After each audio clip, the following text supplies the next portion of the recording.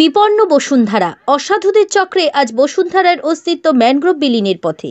প্রত্যেকটা মুহূর্তে প্রাকৃতিক দুর্যোগের অন্যতম কারণ হয়ে দাঁড়াচ্ছে ম্যানগ্রোভ ধ্বংস।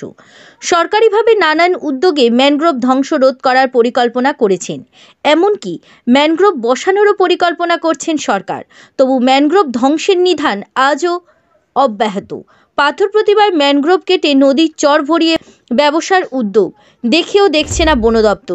এটা ব্যাপকভাবে সারা সুন্দরবন জুড়েই করছে, শুধু পাথর প্রতিমা নয়, যেখানে যেখানে এরা আছে সব জায়গায় চালিয়ে যাচ্ছে এবং তার জন্য এরা ভালো পরিমাণ একটা তছরূপ এবং কারচুপি চালিয়ে যাচ্ছে সারা পাথর। এখানকার বন দপ্তর তো এখানকার ক্ষমতাসীন দলের দলদাস হয়ে গেছে, তারা আর কি বলবে, তাদের বলার কিছু নেই।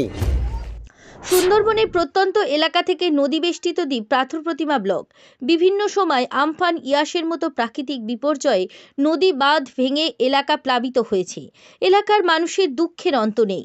রাজ্য সরকারের উদ্যোগে যেখানে কোটি কোটি ম্যানগ্রোভ বসানো হচ্ছে নদী বাঁধ রক্ষা করার জন্য, বেশ কিছু অসাধু ব্যবসায়ী এবং ব্যক্তিরা ম্যানগ্রোভ ধ্বংসলীলা চালিয়ে যাচ্ছে। কেউ ব্যবসা করে রোজগার করার জন্য, আবার কেউ মাছের ভেড়ি তৈরি করে স্বাবলম্বী হওয়ার জন্য। প্রতিটি ক্ষেত্রেই ম্যানগ্রোভ ধ্বংস। এই জায়গাটা আমাদের আয়ত জায়গা, এই প্রায় এখানে আছে 5 একর জায়গা। এটা গভর্নমেন্টকে আমরা এখনো পর্যন্ত ট্যাক্স দিচ্ছি, বেচাকেনা হচ্ছে। আমার কাছে যে খবরটা রয়েছে, অর্ধেক ধরো ইংরেজি গত ডিসেম্বর মাস পর্যন্ত দলিল হয়ে আসছে।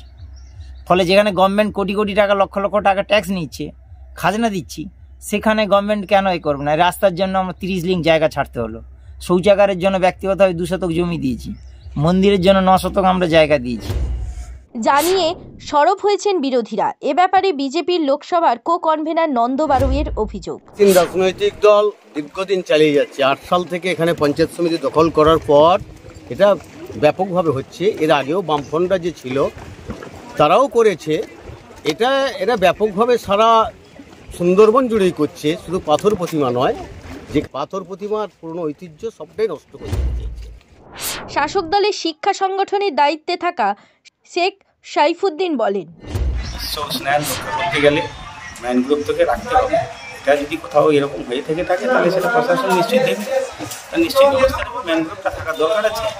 পরিবেশের ভারসাম্য বজায় রাখতে গেলে ম্যানগ্রোভটা খুবই প্রয়োজন। এটা রাখতে হবে আমাদের। প্রশাসন যেমন দেখবে তেমনি জনগণকেও বিষয়টা দেখতে হবে। ম্যানগ্রোভ কাটা বন্ধ হোক, এই দাবি সুন্দরবনবাসীর। পরিবেশের প্রতি নির্মম অত্যাচার আগামী দিনে যেন কোনো কারণ না হয়ে দাঁড়ায়। ব্যুরো রিপোর্ট, জেলার বার্তা। পাতিবুনিয়ার সমুদ্র সৈকতের রিসর্ট বালুচর। থাকা খাওয়ার সুব্যবস্থা রয়েছে, গ্রাম্য পরিবেশ। পাতিবুনিয়ার জঙ্গলে রয়েছে বুনো শূকর, হরিণ। দীঘা, বকখালি মৌসুমি নয়। এবার আসুন পাতিবুনিয়ার রিসর্ট বালুচরে। সুর ভবন, দেশি ও বিদেশি বাদ্যযন্ত্রের বিশ্বস্ত প্রতিষ্ঠান। গার্লস স্কুল রোড, রায়ভিলার প্রথম গলি, ডায়মন্ড হারবার।